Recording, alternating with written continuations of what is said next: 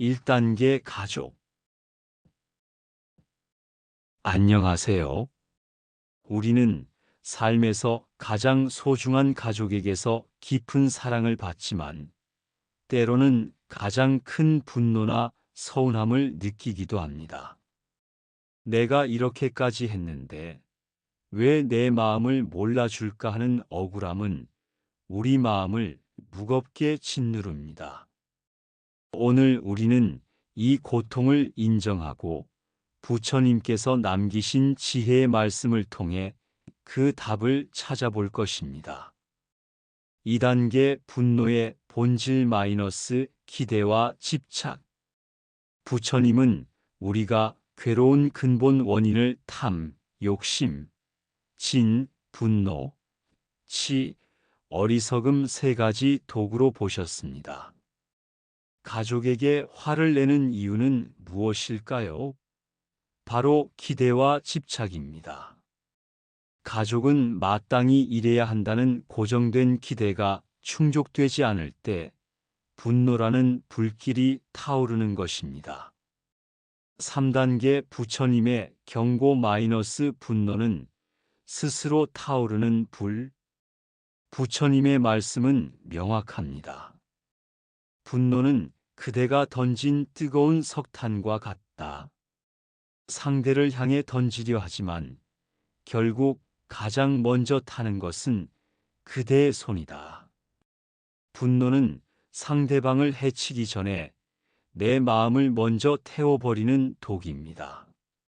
분노는 외부의 상황 때문이 아니라 내 마음의 집착에서 비롯된다는 사실을 인정하는 것이 첫 해독입니다.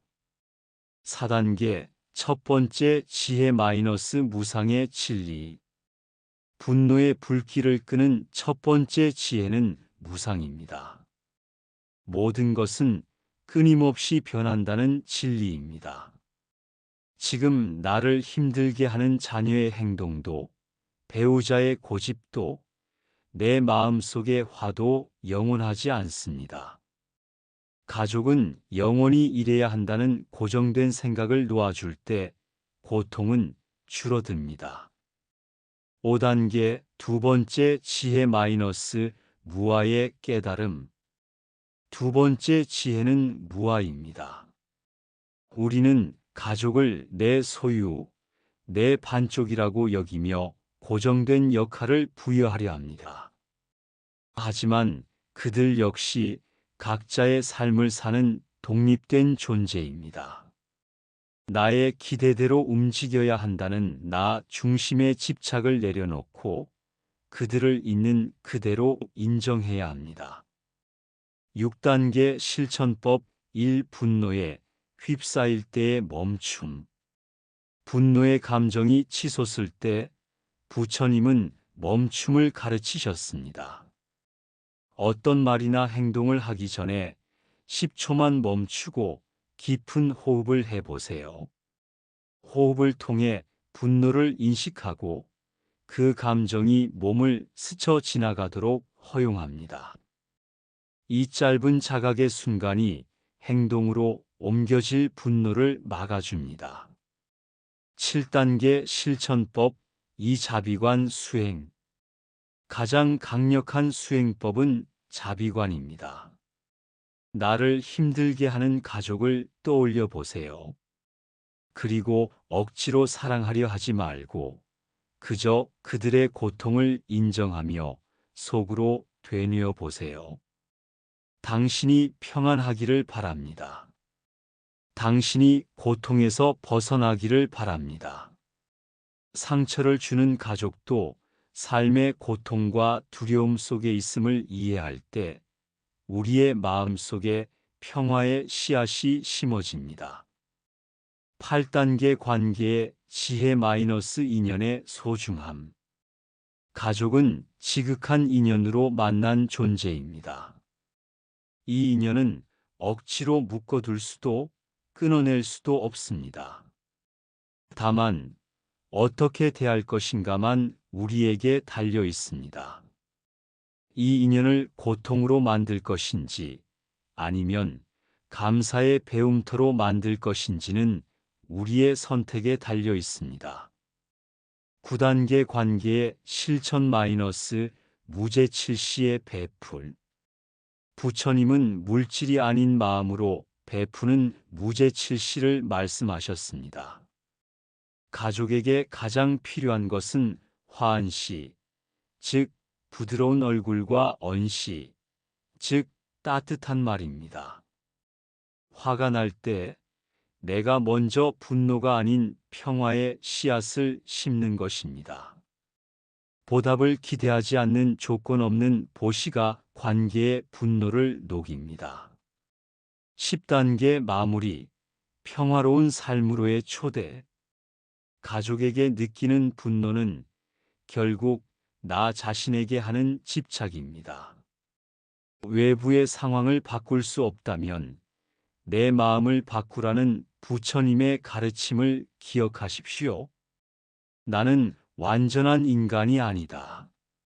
내 가족도 완전하지 않다. 이 불완전함을 인정하는 순간 마음의 짐은 가벼워집니다. 오늘 하루 가족을 향한 자비의 마음을 닫겠다고 다짐하십시오. 부처님의 지혜 속에서 고요하고 평화로운 여생을 보내시기를 진심으로 기원합니다.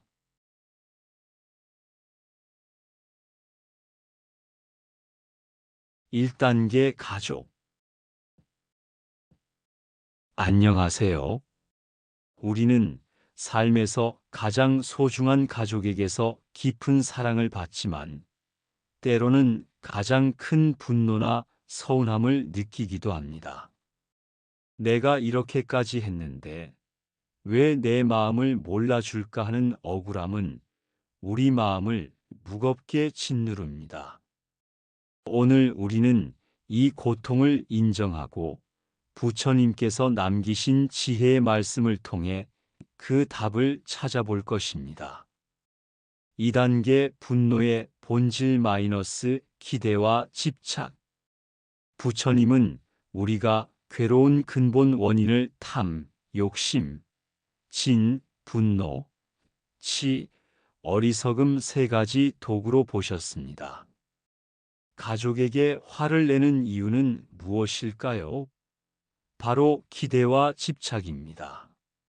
가족은 마땅히 이래야 한다는 고정된 기대가 충족되지 않을 때 분노라는 불길이 타오르는 것입니다. 3단계 부처님의 경고 분노는 스스로 타오르는 불. 부처님의 말씀은 명확합니다. 분노는 그대가 던진 뜨거운 석탄과 같다. 상대를 향해 던지려 하지만 결국 가장 먼저 타는 것은 그대의 손이다. 분노는 상대방을 해치기 전에 내 마음을 먼저 태워버리는 독입니다. 분노는 외부의 상황 때문이 아니라 내 마음의 집착에서 비롯된다는 사실을 인정하는 것이 첫 해독입니다. 4단계 첫 번째 지혜 무상의 진리. 분노의 불길을 끄는 첫 번째 지혜는 무상입니다. 모든 것은 끊임없이 변한다는 진리입니다. 지금 나를 힘들게 하는 자녀의 행동도, 배우자의 고집도, 내 마음속의 화도 영원하지 않습니다. 가족은 영원히 이래야 한다는 고정된 생각을 놓아줄 때 고통은 줄어듭니다. 5단계 두 번째 지혜 무아의 깨달음. 두 번째 지혜는 무아입니다. 우리는 가족을 내 소유, 내 반쪽이라고 여기며 고정된 역할을 부여하려 합니다. 하지만 그들 역시 각자의 삶을 사는 독립된 존재입니다. 나의 기대대로 움직여야 한다는 나 중심의 집착을 내려놓고 그들을 있는 그대로 인정해야 합니다. 6단계 실천법 1. 분노에 휩싸일 때의 멈춤. 분노의 감정이 치솟을 때 부처님은 멈춤을 가르치셨습니다. 어떤 말이나 행동을 하기 전에 10초만 멈추고 깊은 호흡을 해보세요. 호흡을 통해 분노를 인식하고 그 감정이 몸을 스쳐 지나가도록 허용합니다. 이 짧은 자각의 순간이 행동으로 옮겨질 분노를 막아줍니다. 7단계 실천법 이자비관 수행. 가장 강력한 수행법은 자비관입니다. 나를 힘들게 하는 가족을 떠올려 보세요.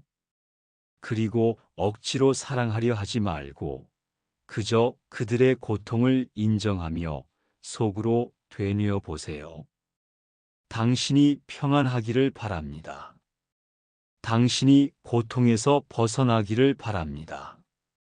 상처를 주는 가족도 삶의 고통과 두려움 속에 있음을 이해할 때 우리의 마음 속에 평화의 씨앗이 심어집니다.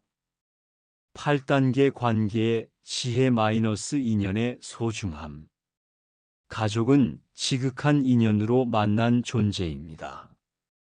이 인연은 억지로 묶어둘 수도 끊어낼 수도 없습니다.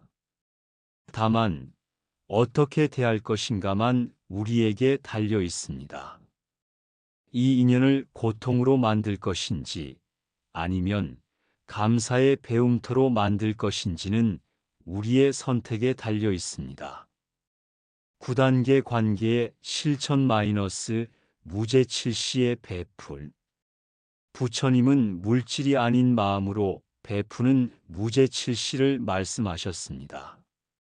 가족에게 가장 필요한 것은 화한시, 즉 부드러운 얼굴과 언시, 즉 따뜻한 말입니다. 화가 날 때 내가 먼저 분노가 아닌 평화의 씨앗을 심는 것입니다. 보답을 기대하지 않는 조건 없는 보시가 관계의 분노를 녹입니다. 10단계 마무리, 평화로운 삶으로의 초대. 가족에게 느끼는 분노는 결국 나 자신에게 하는 집착입니다. 외부의 상황을 바꿀 수 없다면 내 마음을 바꾸라는 부처님의 가르침을 기억하십시오. 나는 완전한 인간이 아니다. 내 가족도 완전하지 않다. 이 불완전함을 인정하는 순간 마음의 짐은 가벼워집니다. 오늘 하루 가족을 향한 자비의 마음을 닫겠다고 다짐하십시오. 부처님의 지혜 속에서 고요하고 평화로운 여생을 보내시기를 진심으로 기원합니다.